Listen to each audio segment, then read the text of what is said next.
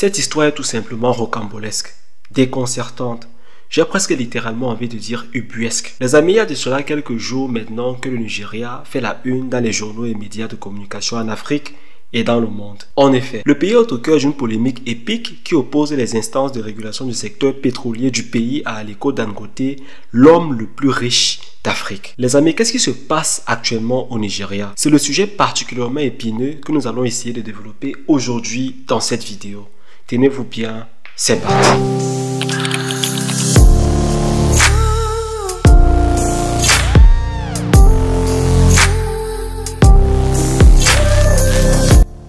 Aliko Dangote n'est plus à présenter aujourd'hui, vous le savez très certainement les amis. Dangote, c'est le président de la très connue holding Dangote qui regroupe en son sein une dizaine d'entreprises exerçant dans une multitude de secteurs d'activité répartis dans plusieurs pays d'Afrique francophone et anglophone. Entre autres Dangote Cement que vous connaissez tous très certainement, cette entreprise spécialisée dans la transformation et la distribution du ciment. La ville de Douala au Cameroun abrite d'ailleurs l'une de ces entreprises-là et performe donc dans la production, la transformation et la distribution du ciment sur toute l'étendue du triangle national. Dangote, c'est aussi une fortune personnelle de 14 milliards de dollars, ce qui en fait la personnalité à titre personnel la plus riche en Afrique, mais également l'homme noir le plus riche de la planète, d'après le classement de l'agence américaine Forbes.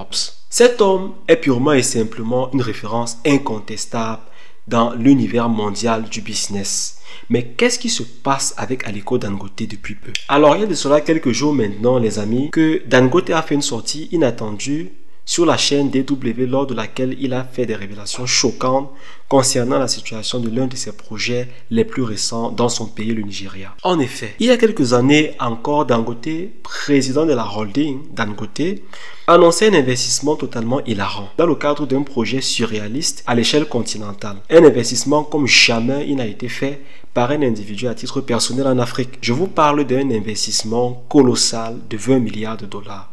Pas de francs CFA, mais 20 milliards de dollars américains pour la mise en place d'une raffinerie puissante censée corriger le déficit historique du Nigeria en l'approvisionnement optimal du marché en gasoil. Pour ceux qui ne le savent peut-être pas, le Nigeria est confronté depuis les années 70 à une incapacité croissante de souscrire à la demande du fuel du marché de consommation locale. C'est d'ailleurs une telle situation qui avait motivé la décision du gouvernement de la mise en place dans les années 2010 de 2 raffineries afin de multiplier sa capacité de transformation du pétrole brut en gasoil et ainsi de combler le déficit observé sur le marché. Il s'est donc trouvé que le gouvernement aurait lamentablement échoué dans sa capacité à pouvoir faire perdurer ces raffineries, ce qui finalement a rendu le projet inutile et suscité par la même occasion naturellement un gâchis vis-à-vis notamment de la sollicitation des fonds publics en la faveur du développement et du fonctionnement de ces raffineries. C'est pour cela notamment que Dangote inaugure au courant de l'année 2023 en présence du président de l'époque,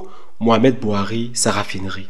À partir de ce moment, Dangote prévoit réaliser une production journalière de plus de 650 000 barils de pétrole par jour. De quoi suspendre la dépendance accrue au pétrole importé non seulement du Nigeria mais aussi au reste des pays de l'Afrique de l'Ouest. Qu'est-ce qui va donc se passer à la suite de cela? Eh bien, afin de pouvoir couvrir ses capacités en production, Dangote a besoin que le Nigeria mette à sa disposition la matière première, c'est-à-dire le pétrole brut, pour pouvoir le transformer, le raffiner et obtenir du gasoil qui sera par la suite employé à la faveur de la satisfaction des besoins exprimés sur le marché local, c'est-à-dire au Nigeria et au-delà, s'agissant des pays de l'Afrique de l'Ouest. Il se passe donc ensuite ce que Dangote lui-même aurait qualifié de sorcellerie.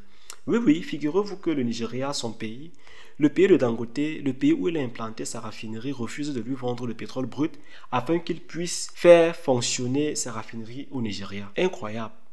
Tristement incroyable. Les amis, il est aussi très important de rappeler que ces raffineries ont créé au Nigeria plusieurs emplois. C'est-à-dire, il y a aujourd'hui des femmes et des hommes qui profitent du fonctionnement de ces raffineries pour assurer une vie décente à leurs différentes familles. Mais ce n'est pas du tout comme ça que l'entend les instances de régulation du secteur du pétrole du pays, qui préfèrent, tenez-vous bien les gars, vendre son pétrole brut à l'étranger, notamment aux pays asiatiques comme Singapour ou à Malte, qui transforment ce pétrole brut en fuel ou gasoil et le revendent au Nigeria, bien évidemment à des tarifs que vous pouvez vous imaginer. C'est un non-sens absolu les gars. C'est un non-sens cette histoire. Dites-moi donc quel est le profil logique d'une telle démarche à l'égard du pays, si ce n'est la satisfaction cachée d'une poignée de hauts commis de l'État. Peut-être une mafia. C'est en tout cas ce à quoi a comparé lors de cette interview les responsables qui barrent la route à Aliko Dangote et veulent le pousser à fermer sa raffinerie au Nigeria. Une véritable hécatombe politico-économique du rarement vu au Nigeria, et c'est bien dommage de constater de telles malversations sur le continent, n'est-ce pas? Cette histoire va beaucoup plus loin lorsque le président du bureau de régulation du secteur pétrolier accuse le groupe Dangote de produire du gasoil de mauvaise qualité. Dangote va alors farouchement réagir en mettant au défi le bureau de régulation en demandant des tests de conformité du fuel afin de comparer son carburant à celui importé et vendu par l'État du Nigeria. Les résultats du test sont alors sans appel. Le carburant de Dangote, tenez-vous bien les amis, est 10 fois de meilleure qualité que celui vendu par l'État du Nigeria. Cela veut donc dire que du pétrole de mauvaise qualité circule dans tout le Nigeria, abîmant au passage non pas seulement les automobiles, mais également les engins dans les entreprises, parce qu'il est également nécessaire ici de comprendre qu'il n'y a pas que les voitures qui utilisent du fuel. Les entreprises industrielles sont les plus gros consommateurs de ce genre de produits. Et depuis le barrage que lui impose le gouvernement du Nigeria, son propre pays, voilà comment Dangote est obligé d'aller importer son pétrole brut du Brésil et des États-Unis pour soutenir l'effort de production. Malgré tout cela, Dangote n'a réussi qu'à produire par jour seulement 300 000 barils, soit la moitié de la capacité réelle de sa raffinerie. C'est complètement hilarant. Je ne sais pas pour vous les amis, mais cette histoire est vraiment surréaliste. Voilà donc comment l'homme d'affaires prolifique est aujourd'hui engagé dans un conflit à ciel ouvert avec des politiciens semble-t-il véreux, prêts à tout pour maintenir leur aisance personnelle au détriment du peuple. Les amis, dites-moi ce que vous en pensez de cette affaire dans les commentaires, je serai heureux de vous lire. Bien évidemment, au plaisir comme toujours. Ciao.